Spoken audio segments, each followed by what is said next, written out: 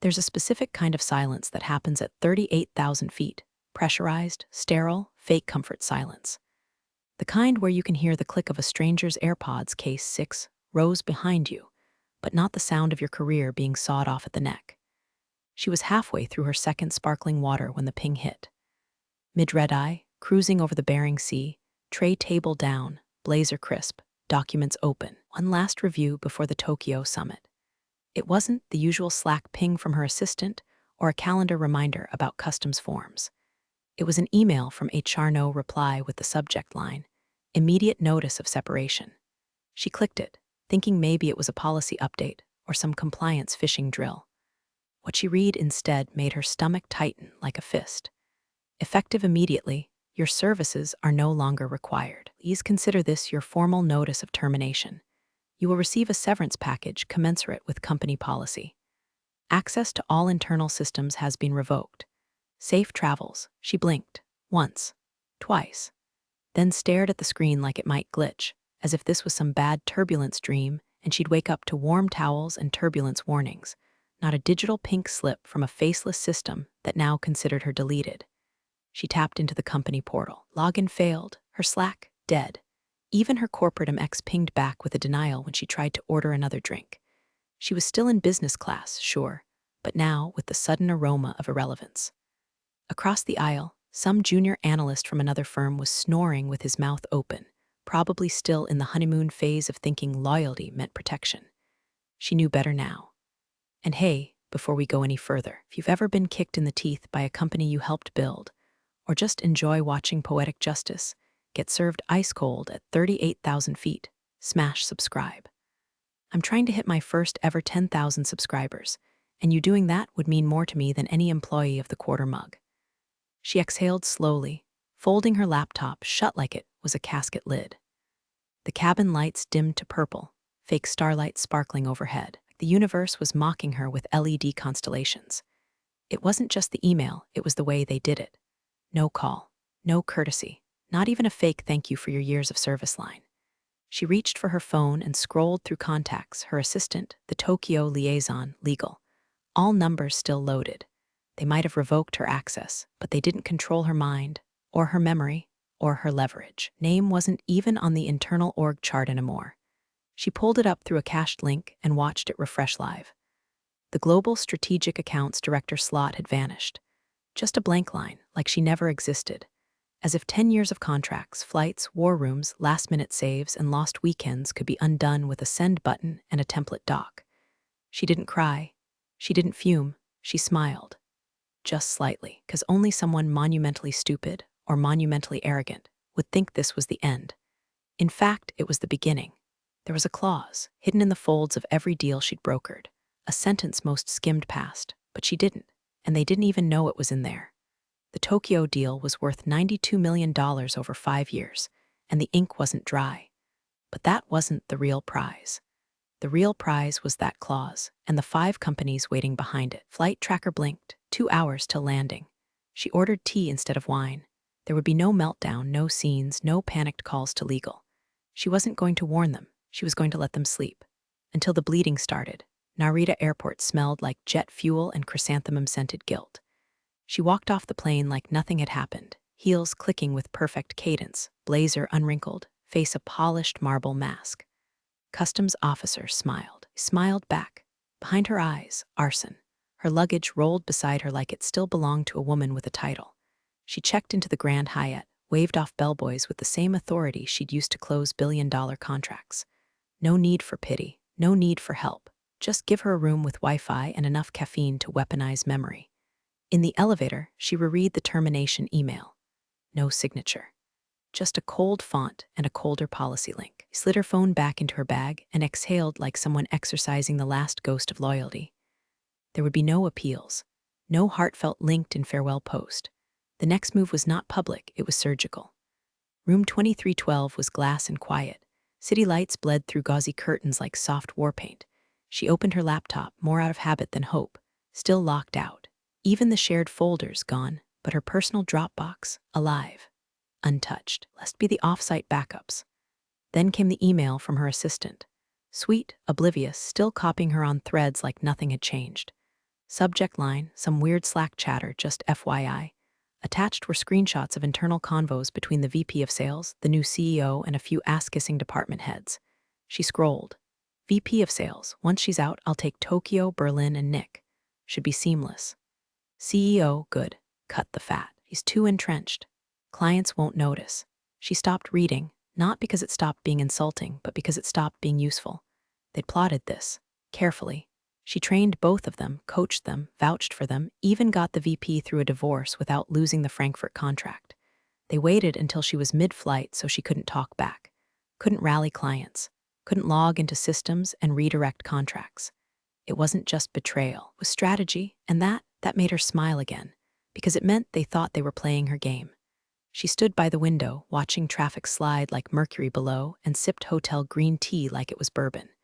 She could have called the Tokyo client right then, could have burned the whole forest down in one spark. But no, that would have been emotional. This wasn't emotion anymore. This was architecture. If she played this right, I think everything was fine until the walls caved in. Her assistant pinged again, want me to prep the Q2 slides for next week's board call? She typed back, yes, act as if nothing has changed. Then she added, thank you, because she wasn't about to burn her allies, only the architects of this slow coup. She opened her Dropbox, 5 folders, 5 contracts, 5 nuclear triggers. She whispered to the room, let's begin. Room 2312 smelled faintly of jasmine and retribution. She sat cross-legged on the minimalist couch, hotel tea cooling in her left hand, and a folder labeled Legacy, contract's personal copy, open on her screen. It was time to confirm what she already knew was there. Not hoped. Knew.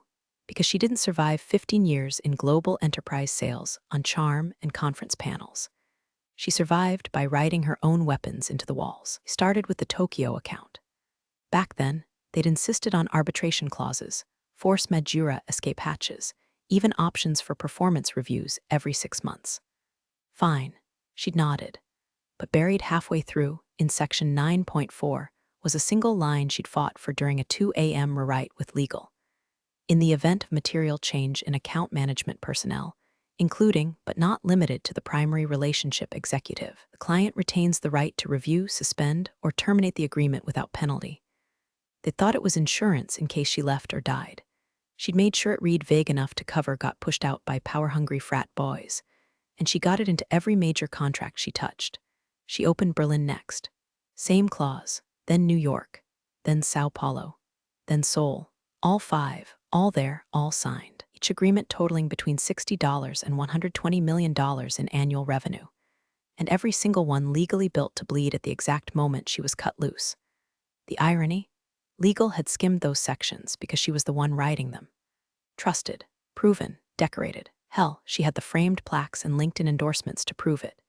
She used to joke in quarterly reviews, if I vanish, check the fine print. They laughed. Everyone laughed. No one was laughing now.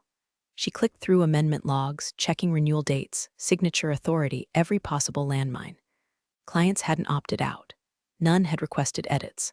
Most had renewed on autopilot because they trusted her. Not the company, not the brand, her. She reached for her tea, now lukewarm, and took a sip like it was a toast to past foresight. The predator was awake now, not rabid, not reckless, but ready. He'd spent years teaching reps how to build relationships, not transactions. That advice had become cliché inside the org, banner quotes in onboarding slides, stitched onto tote bags for conferences. What none of them realized was that she meant it literally. The contracts were the relationships, and those relationships were hers. They hadn't fired a figurehead. They'd fired the foundation. They just didn't know it yet. She pulled up a blank spreadsheet. 5 tabs, each labeled by region. Each assigned color codes by exit clause, onboarding speed, legal lead, and influencer contact. This wasn't vengeance. Not anymore. This was extraction. Surgical, precise, and silent, like pulling gold bars from a burning vault without triggering the alarm. She leaned back, one arm draped over the back of the couch like she owned the skyline outside. In a way, she did. At least the parts of it her clients occupied. Thought they cut costs. What they really did was activate 5 self-destruct buttons tied to their quarterly lifeline. And the person holding the detonation codes was sipping tea, barefoot and smiling. The Tokyo boardroom was a study in minimalist intimidation, glass walls, a bonsai centerpiece older than her entire department, and chairs that creaked exactly once when you sat, then never again. She'd been in this room before, but always under a banner, always with a logo behind her name. This time, she walked in alone. No badge, no business card, no PowerPoint, just presence. The Tokyo client was punctual as always. 5 executives in tailored charcoal suits, 1 legal counsel, and a translator she didn't need but allowed out of courtesy. She knew them all by name, favorite whiskey, and the first deal she closed with each. He had personally flown to Osaka when one of their daughters got into a car accident. She translated their sustainability initiatives into digestible language for American investors. They didn't just respect her, they trusted her. "Thank you for making the time," she said, bowing gently. Her voice was calm, not the voice of someone discarded midair like expired office coffee.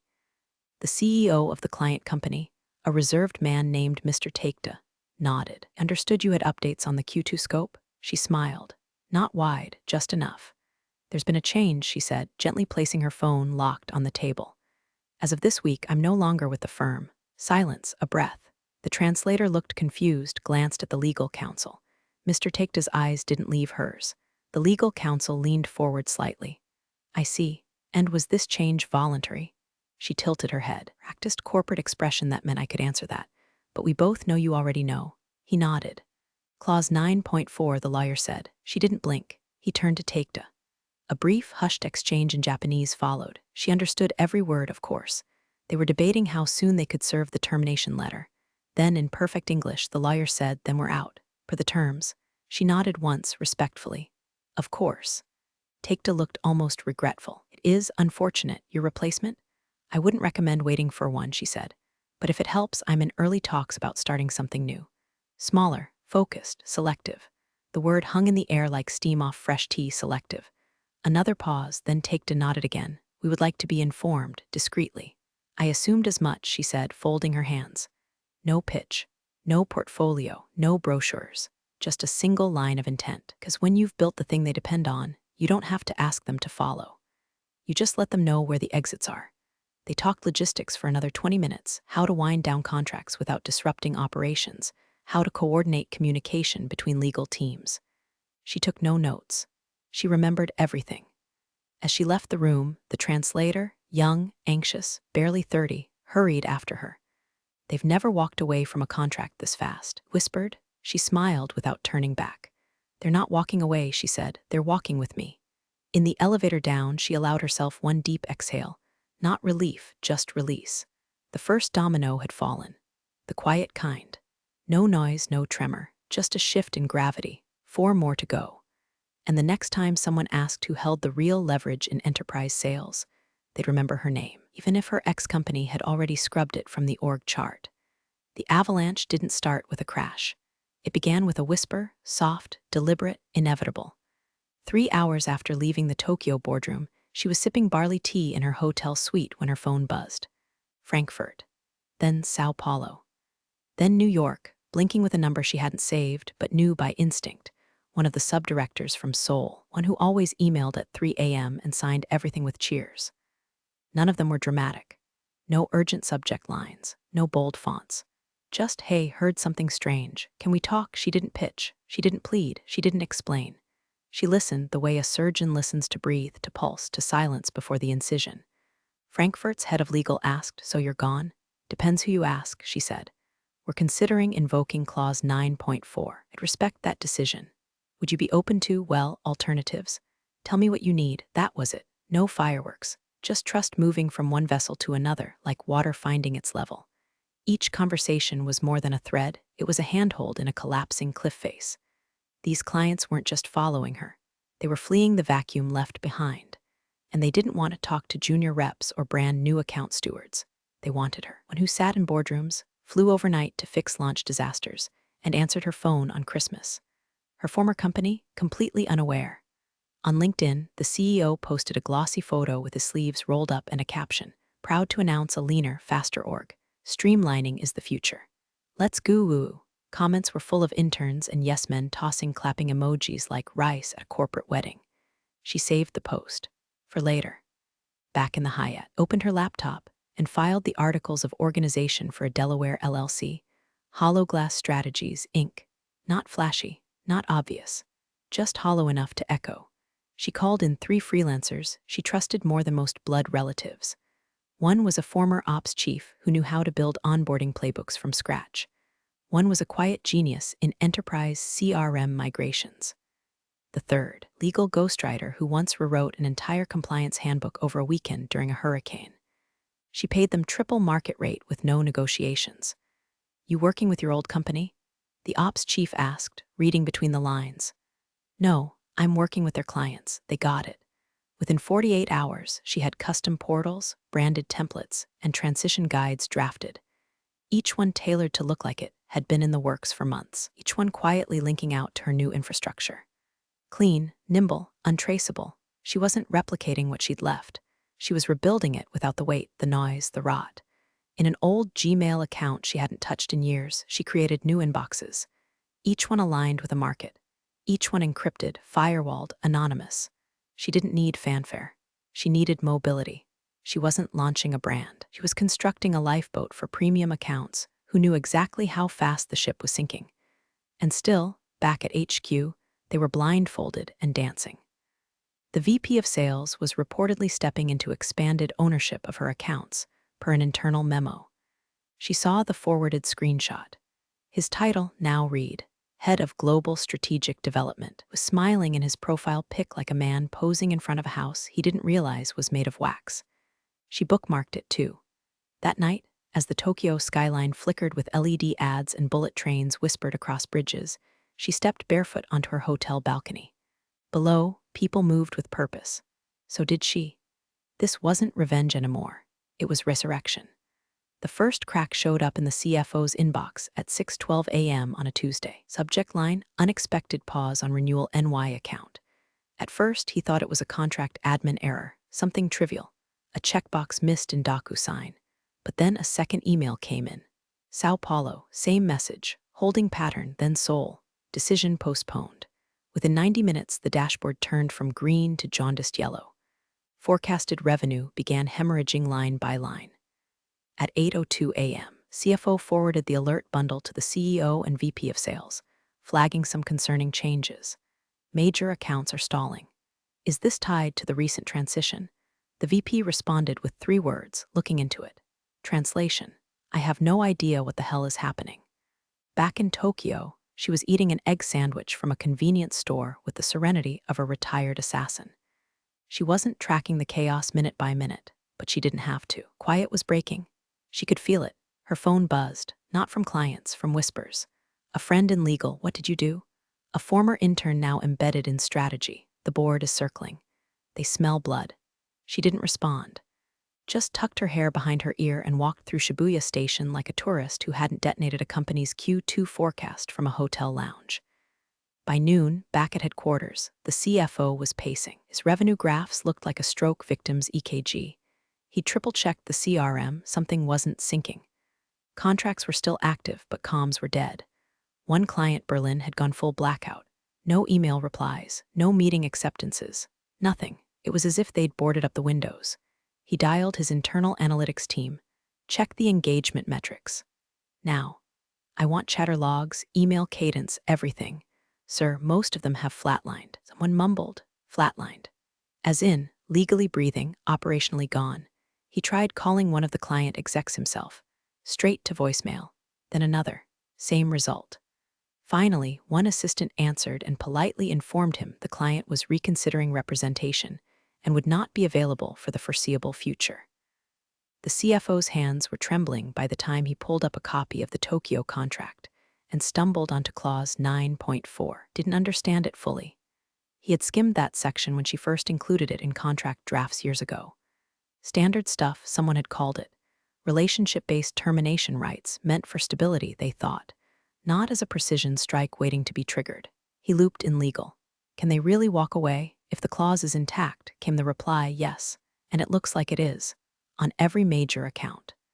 At 4:47 p.m., the CFO barged into the CEO's office. We have a problem. The CEO didn't look up from his monitor.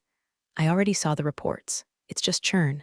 Temporary. We're refocusing the portfolio. No, you don't understand. These aren't just accounts. We're talking 5 whales. If this goes public before the earnings call, the CEO waved a hand. It won't. Calm down. We're in control. Back in Tokyo, she sat in a private co-working space 2 blocks from the Imperial Palace, sipping matcha and reviewing NDAs with her new legal team. On her laptop, she watched a Slack screenshot float across a Signal thread. CFO says we're bleeding. CEO says it's fine. One of them's lying. Maybe both. She smiled. Not cruelly, not even smugly, just with finality, because this was never about revenge. It was about silence, kind that fills a boardroom when numbers don't match. The kind that echoes after a resignation letter is read aloud and nobody says a word. The kind that grows louder when every email you send returns a polite rejection with her name CC'd underneath. She didn't burn the house down. She just took the foundation and let gravity do the rest. The boardroom was full, but the oxygen was gone. Earnings call prep had begun 3 days early, not because they were eager, but because the numbers refused to sit still. What was once a neat, upward trajectory had started bleeding decimals like a crime scene. Forecasts had been adjusted, readjusted, then flat out pulled when legal flagged language that made the quarterly outlook a liability minefield. At 9:14 a.m., a junior analyst, fresh from Wharton, nervous, too smart for his own survival, raised his hand and asked a simple question no one had wanted to touch. Can someone explain Clause 9.4 in these contracts? The room fell so still, the projector hum became deafening. The CFO looked up like he'd been slapped. The general counsel suddenly found something very interesting on the legal pad in front of her. The CEO waved it off, standard opt-out language, tied to procurement turnover. Nothing new, but the kid wouldn't let it go. Right, the clause says relationship-based termination, and all these clients are citing it as grounds to walk. It names specific personnel. She's listed by title in most of them. The word she landed like a gunshot muffled by mahogany walls. The VP of sales cleared his throat. That was legacy stuff, before we streamlined. The chairman, a man who once told an entire sales floor that profit is proof of vision, leaned forward slowly. Who authorized these terms? Silence. The GC finally spoke. Looks like she did. She negotiated those contracts personally over several years. And who reviewed them? Apparently no one after she left. Why not? No answer. A projection chart flicked to life on the main screen. Q2 client retention rate, 41% and falling. No one moved. Then, where is she now? She's not responding, the VP muttered, voice suddenly small. She's not responding because she doesn't need to, said the chairman. At that exact moment, 30,000 feet above the Pacific, she sipped her drink in seat 2A of a chartered Gulfstream. Her new clients, 5 of them, 1 per seat, were reviewing their onboarding packets, laughing, trading war stories about corporate obliviousness like it was a poker night. Her phone buzzed once. A screenshot forwarded from an old friend still inside HQ showed the junior analyst's Slack message. So we got gutted by a clause she wrote and they never read. This is like finding out your house burned down because you ignored the fire exit signs that she installed. She smiled. The schadenfreude was real, but not hot. It was cool, clinical, like watching termites finally collapse the mansion they'd been chewing for years. Her seatmate, the head of the Tokyo firm, clinked her glass gently. I can't believe they let you go. Oh, didn't let me, she said, eyes fixed out the window, clouds rolling by beneath them like ghosts. They just opened the door. I walked.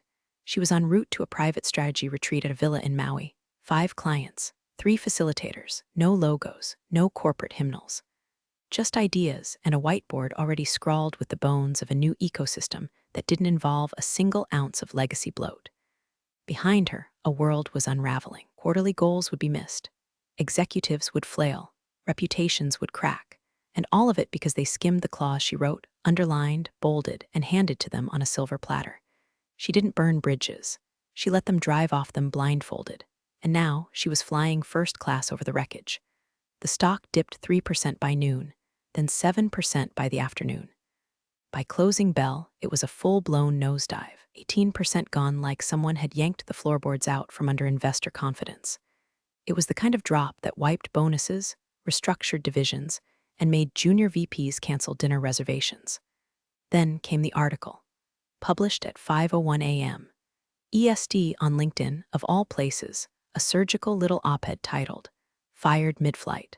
The quiet coup that took $500M with it started like a whisper but spread like gasoline on carpet.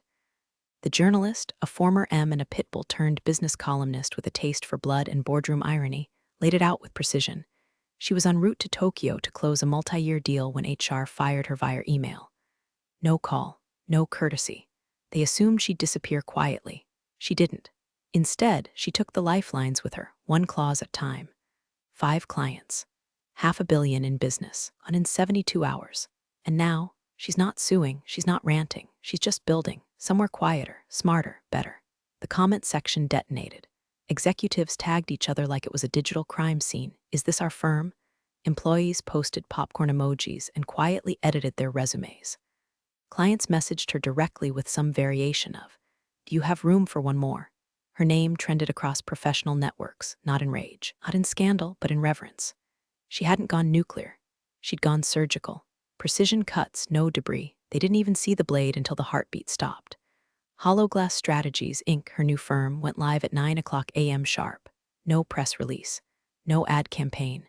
Just a clean site with 5 logos under clients, a minimalist manifesto about trust and performance, and a single contact button. By noon, site had received 43 inbound inquiries. Back at her old company, the CEO canceled the earnings call due to unforeseen restructuring, and the VP of sales locked his LinkedIn account. The chairman was rumored to be assembling a quiet internal committee, translation. Heads would roll, but quietly, without press. She wasn't watching. Not anymore. At that moment, she was walking barefoot through the cool stone corridor of a rented villa overlooking the ocean in Maui. The 5 clients, her clients, were seated around a cedar table sipping Kona coffee and sketching out what a post-enterprise ecosystem could look like. No silos, no quarterly puppetry, no ghosts pretending to be vision. Someone asked her what to name the next initiative. She just smiled. Let's not name it yet. Let's build it first. Later, she stood on the deck alone, the trade winds sweeping her hair back as the ocean breathed its ancient rhythm below. Her phone buzzed once more, a journalist request for a comment. She ignored it, no need to clarify anything. She had never begged, never posted a think piece, never yelled on Twitter. She had simply walked away and taken the future with her. Big thanks, you legends of the old office days. Subscribe to keep the switch-flicking chaos alive. Your ex-boss is shaking in their loafers.